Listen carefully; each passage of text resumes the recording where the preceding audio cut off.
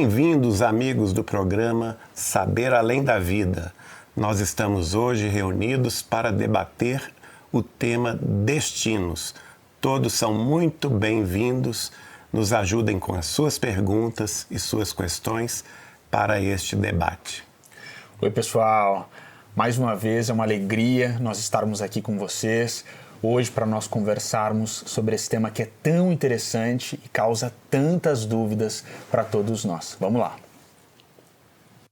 Quem define o nosso destino? Se a gente plantar o bem hoje, a gente vai colher o bem amanhã. Se a gente plantar o mal hoje, a gente vai colher o mal amanhã. E por isso, quem decide o nosso destino somos nós mesmos. Nós estamos de acordo com a sua avaliação. Nós somos seres humanos livres e independentes para decidir com as nossas escolhas o nosso destino. Portanto, se eu faço mal hoje, eu estou assumindo um risco de mais adiante receber esse mal de retorno. Se eu faço bem, ao contrário, eu posso ter a certeza e a tranquilidade que o bem que eu fizer hoje, amanhã vai me defender e vai voltar para mim, abençoando-me a estrada. Temos que nos lembrar que Jesus de Nazaré, o nosso mestre querido, nos falou com muita convicção: a cada um será dado segundo as próprias obras. Gente, quando o Geraldinho traz essa frase de Jesus tão linda, não restam dúvidas para qualquer um de nós de que a chave das nossas vidas, a direção das nossas vidas está nas nossas mãos. É interessante nós salientarmos que no Livro dos Espíritos nós temos a afirmação categórica na questão 780, lá na letra A, de que o nosso livre-arbítrio é proporcional à nossa intelectualidade e proporcional à nossa responsabilidade. E quando nós pensamos que nós temos de fato o poder de mudar as nossas vidas, como o nosso irmão trouxe, o poder de escrever o nosso destino, o poder de literalmente fazer coisas boas e colher coisas boas, ou fazer coisas ruins e colher consequências também ruins, nós pensamos na responsabilidade que todos nós temos com esse futuro que está adiante de nós. Há uma frase interessantíssima, psicografada por Chico Xavier, de autoria do Espírito Emmanuel, e ele nos diz assim: toda vez que a justiça divina nos procura no endereço exato para a execução das sentenças que nós lavramos contra nós mesmos, segundo a lei de ação e reação, se nos encontra em serviço ao próximo, manda a divina misericórdia que a execução das penas seja suspensa por tempo indeterminado. Então vejam, gente, se a espiritualidade encontra o indivíduo fazendo o bem, é possível que dores, sofrimentos pelos quais essa pessoa precisaria passar literalmente desapareçam. Com a caridade nós temos literalmente o poder de mudar as nossas vidas, e isso é motivo para todos nós nos enchermos de confiança, de esperança, de fé em Deus e no futuro, e principalmente também fé em nós mesmos. Nós temos mais capacidade do que nós imaginamos para escrever um futuro que seja muito feliz. Antes de nascer, sabemos quando vamos morrer? Eu acho que antes de nascer, sabemos como vamos morrer. Bom, pessoal, essa questão depende da programação espiritual de cada um de nós. Como nós já debatemos em outros programas, a reencarnação é um processo longo de escolhas que envolvem a nós mesmos, se nós temos uma inteligência mediana para cima, envolvem os nossos mentores espirituais, os nossos anjos de guarda, e também envolve uma análise em relação ao nosso passado, às nossas vidas anteriores. Se nessas vidas nós identificamos, através da lembrança, períodos em que nós erramos muito, em que nós cometemos algum crime, ou que nós abandonamos, por exemplo, alguém muito querido, deixando a família ao léu, pode ser que na nossa programação espiritual venha então uma desencarnação ou uma morte chamada prematura, ou ainda numa idade em que se não espera assim a desencarnação.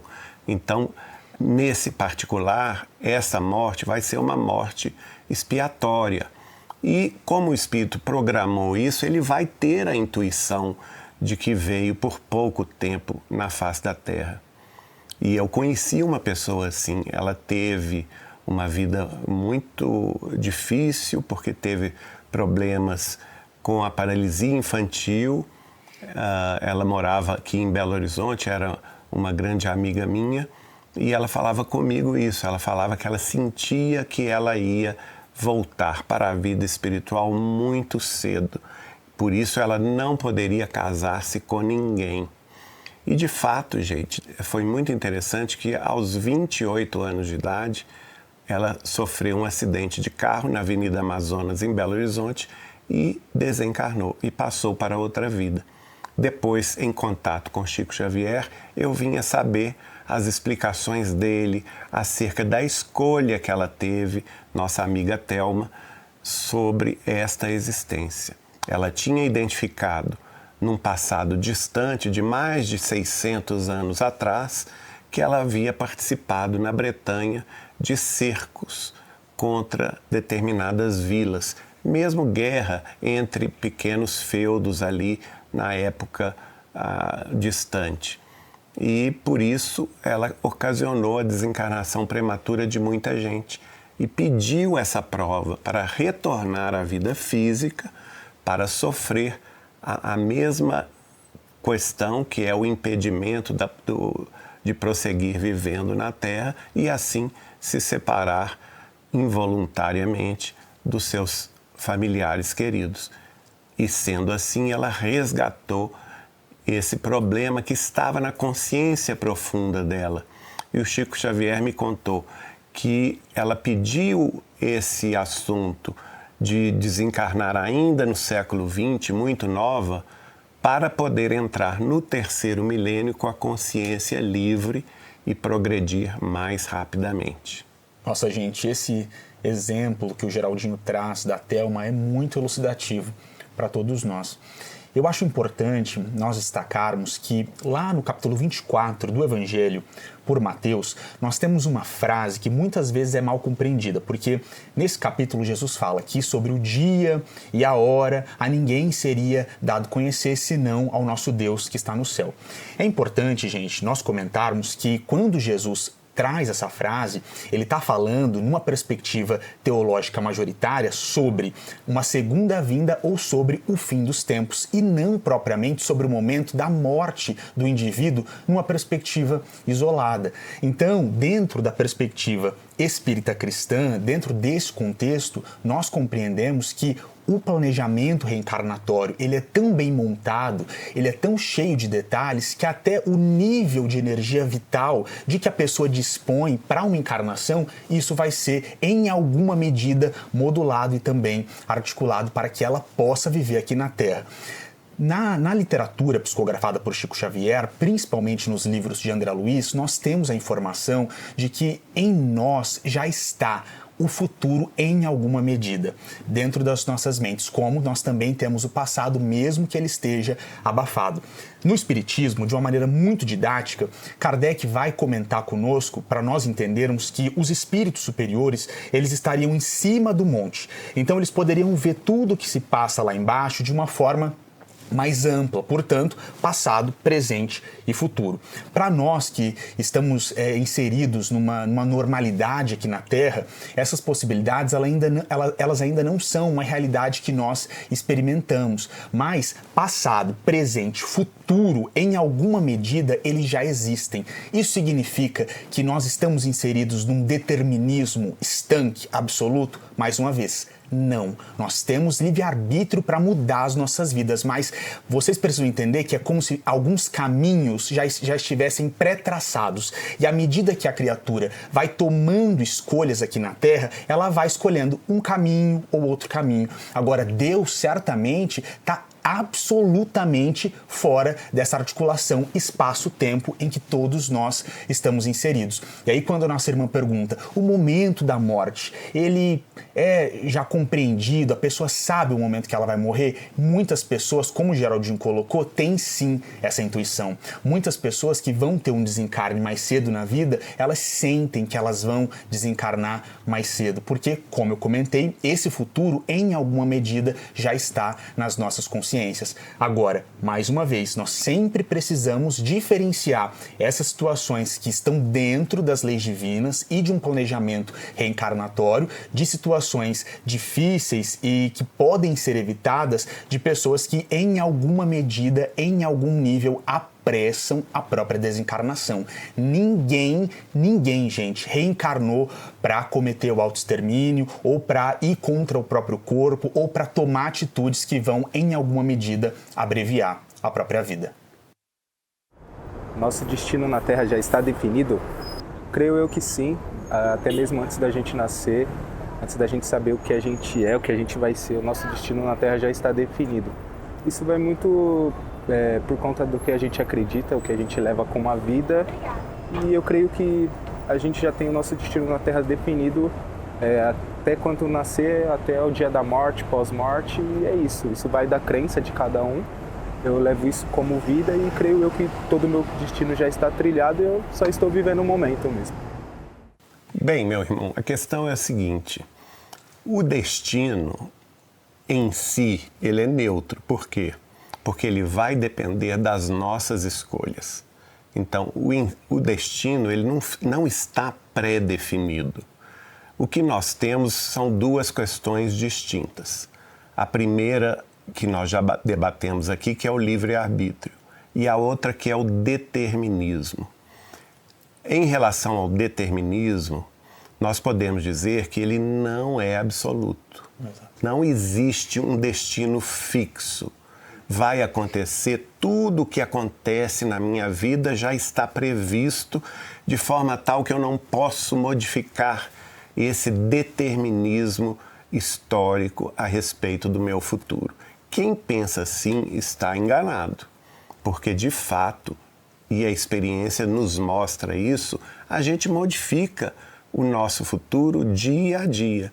Por exemplo, se eu escolher aqui na Terra tomar atitudes que violentam o meu próprio corpo, seja consumindo em excesso álcool, bebidas, entorpecentes, seja adotando o sexo sem limite, sem responsabilidade, seja adotando também atitudes temerárias que ponham em risco a minha própria integridade física, não é?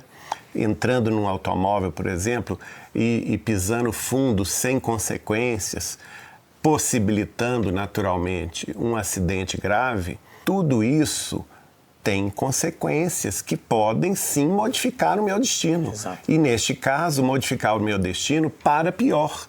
Seja trazendo para o meu corpo físico doenças que não estavam programadas, não é? A bebida, por exemplo, a bebida alcoólica afeta o fígado, afeta o pâncreas, todo mundo sabe disso, a ciência sabe disso. O fumo afeta os pulmões. Então, as pessoas vão ter, de fato, aquilo que elas estão escolhendo de imediato para a própria vida. E, neste caso, elas estão modificando o próprio destino. E pode ocorrer uma desencarnação, uma morte antes do tempo programado. Agora, ao contrário, nós sabemos que o determinismo para o bem existe sempre, porque Deus é amor, Deus é a suprema sabedoria e também Ele nos abre a possibilidade de evolução espiritual a perder de vista. Deus sabe que cada um de nós aqui, na Terra ou fora dela, um dia chegará à condição espiritual de elevação máxima a exemplo de nosso Senhor Jesus Cristo. Atingiremos a evolução de Jesus. O próprio Jesus falou conosco: vós sois deuses, podeis fazer tudo o que eu faço e muito mais. Exato. Então veja, vai depender de nós trilhar esse caminho seguro de evolução espiritual, de verdade, de vida, de consequências relativas às nossas boas escolhas. Então, por isso mesmo, nós precisamos saber escolher. E essa sabedoria de escolhas na vida que nos defende de enganos, de vícios, de, vamos dizer assim, irreflexões perigosas, pode nos preservar a vida e pode até nos aumentar o tempo de existência terrestre. Na obra de Chico Xavier, nós sabemos que as pessoas, através dos ensinamentos espirituais, podem, se elas fazem o bem pelo bem, o amor sem exigir nada em troca, não é? Desinteressadamente, sem qualquer paga, este amor pode ser multiplicado. E multiplicando esse amor, mais pessoas vão orar por ela, cumprindo aquela profecia, não é? E, de certo modo, aquela orientação do próprio Jesus, granjeai amigos, fazer amigos, ampliar os nossos laços de amizade, de amor, fraternidade. Isso nos defende contra as injunções do mal, defende contra qualquer tipo de ataques também do mal, e nos preserva a saúde, nos preserva a vida e nos pode também ampliar os anos de vivência aqui na Terra. Se eu escolho bem e se eu estou fazendo bem, o próprio amor que eu espalhar pode cobrir a multidão dos meus erros e me dar mais vida, vida plena e vida em abundância. Exato. O Geraldinho traz uma lembrança muito importante do apóstolo Pedro. O amor cobre a multidão dos nossos pecados. E, meu irmão, quando a gente pensa em destino, para nós que somos cristãos, independentemente da escola religiosa em que nós estejamos inseridos, é óbvio que Jesus é a nossa autoridade máxima, é o nosso Salvador, o nosso caminho, a nossa verdade, a nossa vida. Nós não chegaremos a Deus senão por intermédio de Jesus. Quando nós analisamos os evangelhos, Mateus, Marcos, Lucas e João, não restam dúvidas de que Jesus a todo momento está propondo para todos nós uma atitude de amor. Siga em frente e ame. Então, se o Cristo traz para todos nós tantas dicas de uma movimentação em consonância com seus postulados, é porque ele não espera que nós fiquemos numa inércia. Jesus propõe movimento para todos nós porque numa movimentação, numa atitude em acordo com a palavra de Jesus, nós mudamos os nossos futuros espirituais. Jesus, quando fala para todos nós, no capítulo 25 do Evangelho de Mateus, sobre separação das nações, julgamento das nações, quando Cristo fala que nós devemos dar comida a quem tem fome, dar água a quem tem sede, dar veste a quem precisa de veste, visitar aqueles que estão nas cadeias, é difícil compreender isso? É difícil compreender que Jesus quer que todos nós nos movimentemos nesse amor? Não é difícil. Basta nós termos olhos de ver e um coração aberto para aceitar tudo aquilo que o Cristo tem para todos nós. E nessa movimentação, de acordo com a palavra de Jesus Cristo, nós literalmente mudamos os nossos destinos e certamente construímos um futuro mais feliz. Vamos ouvir agora, pessoal, a história que a Cláudia nos contou.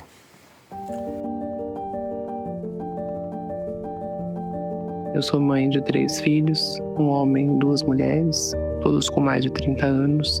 E um dos meus filhos, a minha filha, tem dado muito trabalho já há muito tempo. Nunca se casou, mora em casa, sai pra balada, bebe, chega tarde, não dá satisfação. Parece que faz as coisas para provocar. Temos tido bastante trabalho com essa nossa filha e parece que ela quer nos punir, que ela quer nos castigar. Ela diz que tem traumas, diz que está indo para psicólogos. A gente queria saber o que fazer quando o filho não sai de casa e dá tanto trabalho como ela tem dado. Se isso é nosso destino, como é que a gente pode proceder numa situação dessa? O porquê disso? Por que isso está acontecendo? Obrigada. Olha, por incrível que pareça, a gente ouve muito esse tipo de problema. Pessoas do nosso conhecimento que vivem esse tipo de questão e nos buscam querendo orientação, não é? Eu penso o seguinte, gente, nós devemos buscar estar bem conosco mesmos. Então, se o filho tem uma atitude estranha, uma atitude de repulsa à vida familiar, se já passou da idade de seguir independentemente o seu próprio caminho, insiste em ficar dentro de casa, sem tomar a si próprio a responsabilidade e as rédeas da própria vida, sem se sustentar e ainda assim mantendo uma vida de desregramento e impondo esse desregramento à família, eu acho que a família tem que tomar determinadas atitudes. Mas a primeira atitude que uma mãe e um pai devem fazer é se preservarem, buscando tratamento para eles mesmos. Porque, de ordinário, essa situação começou lá atrás, na infância, com excesso de proteção, com superproteção, não é?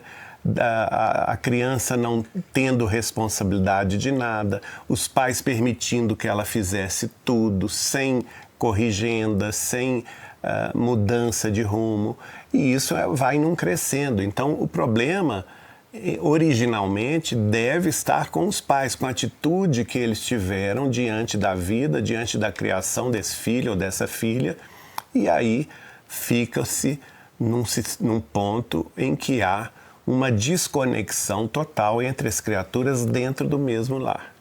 Então, eu acho que os pais, tanto a mãe quanto o pai, devem procurar ajuda psicológica para que possam eles mesmos compreender onde é que eles erraram e podem corrigir esse mesmo erro. Agora, dentro do lar, se não há diálogo, eu penso que a família e os responsáveis pela família devem buscar realizar semanalmente o culto do Evangelho de Jesus no lar, que é uma oração em família, mesmo que esse filho problema não queira participar, porque nós temos que nos lembrar que Jesus nos disse que onde 2 ou mais pessoas estivessem reunidas em seu nome, ele ali estaria também presente. Contando com essa promessa, nada nos impede de orar, de reunir a família, mesmo que nem todos queiram, mas aqueles que queiram orar dentro do lar, façam isso pelo menos uma vez por semana, num dia determinado, num horário fixo, e repitam isso todas as semanas. Porque aí as intuições dos benfeitores espirituais acabarão chegando e envolvendo essa família num clima de mais paz para enfrentar o problema. Irmã Cláudia, como o Geraldinho colocou, no contexto do espiritismo cristão, maternidade e paternidade são missões espirituais. Agora, quando você traz essa pergunta sobre destino, eu acho que a gente tem que tomar muito cuidado para não cair numa crença limitante. Quando a gente pensa, olha, eu estou numa situação talvez de negação de dignidade, de desrespeito, isso é destino? Não, gente. Nós temos que trabalhar ativamente para a promoção da dignidade humana aqui no mundo, para as outras pessoas e para nós mesmos, independentemente de que relação seja essa sobre a qual nós estamos falando.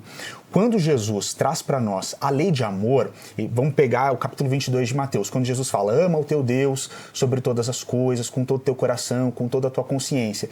Ama o teu próximo como a ti mesmo. O amor próprio, ele está inserido na lei de amor que Jesus traz para todos nós. E amor, literalmente, requer limites, interseções. Então, quando nós pensamos em um contexto difícil dentro da família, independentemente do amor que os pais nutram pelos seus filhos, independentemente desse coração pulsar muito forte por esses filhos, é necessário que existam limites para a proteção dos próprios filhos e para a proteção dos pais. E falando agora aos filhos, É importante nós salientarmos que para o espiritismo cristão, quando Jesus traz essa perspectiva de honrar pai e mãe, nós entendemos isso como um dever a mais da piedade filial. Então, os filhos e filhas que eventualmente estejam nos assistindo precisam compreender que o dever para com seus pais e mães é supremo. Todo filho, toda filha tem que respeitar, tem que honrar, tem que fazer o possível pelos seus pais e por suas mães, porque do contrário, o problema de consciência que esse indivíduo que desrespeita pai e mãe pode estar trazendo para si mesmo é um problema de consciência pior do que se pode supor. Então, minha gente, essa situação é uma situação que se repete e é muito comum nos países latinos, tanto na Europa quanto nos Estados Unidos, porque o modo de criação dos italianos, dos espanhóis e dos portugueses, que naturalmente se transpuseram para a América Latina, né, a América Central, a América do Sul, aqui no Brasil, é de uma família em que os pais se devotam extremamente na proteção dos filhos. E acontece abusos, porque isso vira sentimentalismo, né? Os filhos não são criados para, chegando à idade adulta, vamos dizer 18 anos, saírem de casa e buscarem emprego, buscarem a sua própria condução da vida. E acaba acontecendo isso, as famílias ficam engessadas, né? E muitos deles se acomodam. No caso, por exemplo, dos Estados Unidos, onde eu vivi 2 anos e eu vivi em casas de família, a gente vê o contrário, porque as famílias já criam os filhos para, em chegando aos 16 anos, tomarem um rumo na vida e já partirem de casa em direção a um curso profissionalizante, já com um emprego pré-definido ou então em direção a uma universidade. Lá, inclusive, as universidades têm alojamentos. Elas alojam os seus estudantes dentro do próprio campus universitário. E dali eles não voltam para casa. Eles já criam a sua história sozinhos. Então eu acho que nós temos que estudar muito o assunto, colocando, claro, as ciências psicológicas e as ajudas aí psicanalíticas em nosso próprio benefício para que a gente não caia nesse erro. Pessoal, eu acho que com esses exemplos tão elucidativos, a gente consegue compreender no programa de hoje que, de fato, nós temos a chave, a direção dos nossos destinos nas nossas mãos. Quando nós pensamos nesse aspecto da família, cada decisão do hoje conta no futuro, conta nesse amanhã, que vai depender absolutamente das nossas atitudes, de como nós estamos lidando, sempre considerando que o amor aqui na Terra muitas vezes não é compreendido, mas o amor não admite deturpações, porque se houver qualquer deturpação no amor, ele deixa de ser amor. Então, até a próxima, pessoal. Fiquem com Deus.